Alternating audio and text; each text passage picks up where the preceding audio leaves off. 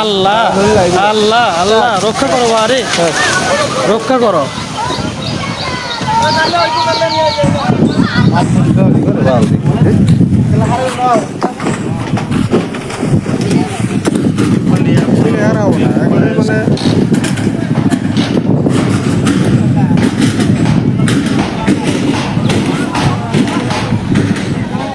দেখুন আসামের ধুবড়ীতে কি পরিমাণে গড়াখহনিয়া নদীর ভাঙ্গন শুরু হয়েছে।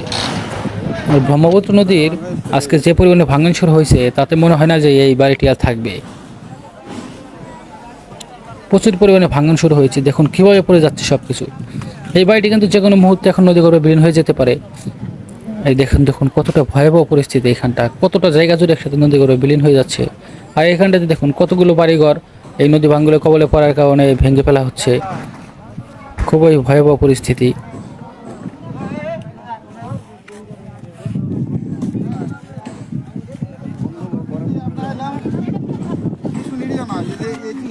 ঠিক আছে, গুণা দেওয়া শেষ হচ্ছে না, ওর ঘর পর্যন্ত যাবো।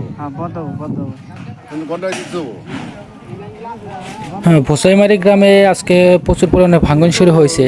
ওই পাশে একটি কবর রয়েছে, সেটিও কিন্তু যে কোনো মুহূর্তে বিলীন হয়ে যেতে পারে। আর দেখুন ভাঙ্গনের তীব্রতা কতটা বেশি, কতটা ভয়াবহ আকারে ভাঙ্গন হচ্ছে। শত শত মানুষজন দাঁড়িয়ে দাঁড়িয়ে এই ভাঙ্গনের চিত্র দেখছেন, কারণ এই মুহূর্তে তাদের আর কিছুই করার নেই।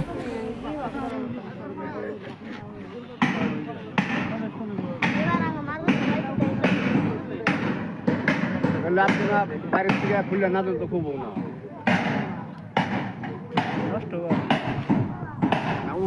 আসামের ধুবড়ীর ভোসাইমারি যে অঞ্চলটি রয়েছে সেই অঞ্চলে বর্তমানে প্রচুর পরিমাণে ভাঙন হচ্ছে।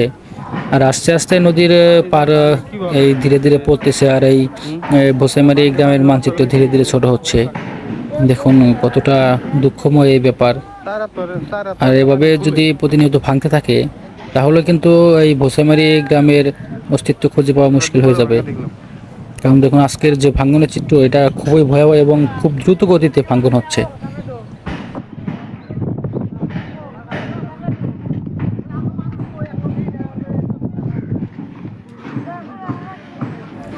দেখুন এইখানটাতে পানি কতটা তীব্র এবং কতটা ভয়াবহ আকার ধারণ করেছে।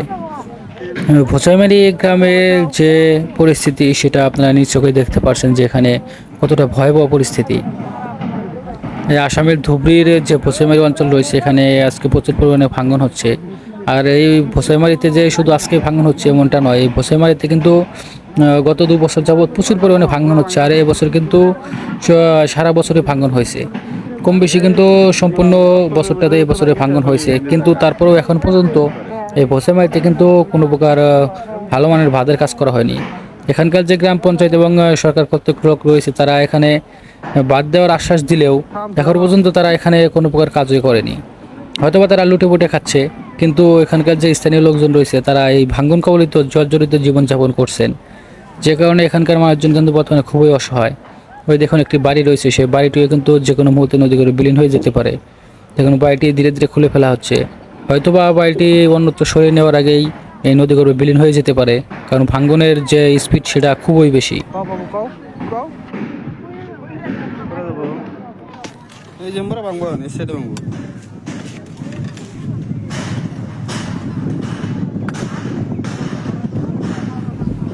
এত দ্রুত গতিতে ভাঙ্গন হলে মনে হয় না যে এই ঘরটি আর সরাতে পারবে।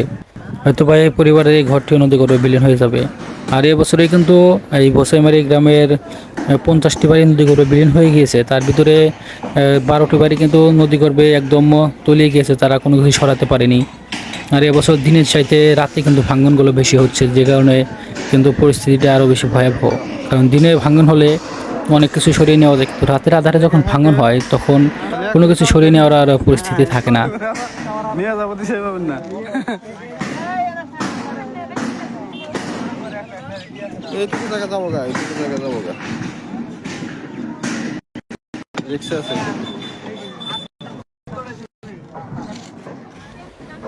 আসামের ধুবড়ীর এই ভোসাইমারি অঞ্চলের আজকের যে ভাঙ্গন, এটা খুবই মর্মান্তিক। আর এই ভাঙ্গনটা হওয়ার পিছনে কারণ হচ্ছে এখানকার যে সরকার কতক লোকজন রয়েছে তাদের গাফিলতি। কারণ এখানে যে পরিমাণে ভাঙ্গন হয় তারা সব কিছু জেনেও কিন্তু এখানে কোনো প্রকার কাজ করেনি। আর এখানে যদি আগে থেকে এই জিও ব্যাগ ফেলা হতো এবং ভালো মানের বাঁধ তৈরি করা হতো তাহলে কিন্তু এই গ্রামের বাড়িগুলো আর ভাঙতো না। নির্মাণের জন্য এর যে দুঃখ দুর্দশা সেটা তারা দেখেও না দেখার ভান করে রয়েছে।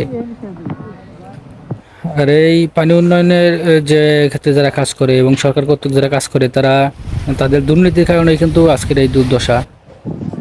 দেখুন কতটা ভয়াবহ পরিস্থিতির সৃষ্টি হয়েছে চারিদিকে। আর এভাবে যদি ভাঙতে থাকে তাহলে হয়তো বা এই মানচিত্র থেকে সম্পূর্ণ বছরমারি অঞ্চলটি বিলীন হয়ে যাবে। আর এরকমই যে কোনো নদী ভাঙনের ভিডিও পেতে আমাদের চ্যানেলটি সাবস্ক্রাইব করে পাশেই থাকবেন। সকলকে ধন্যবাদ।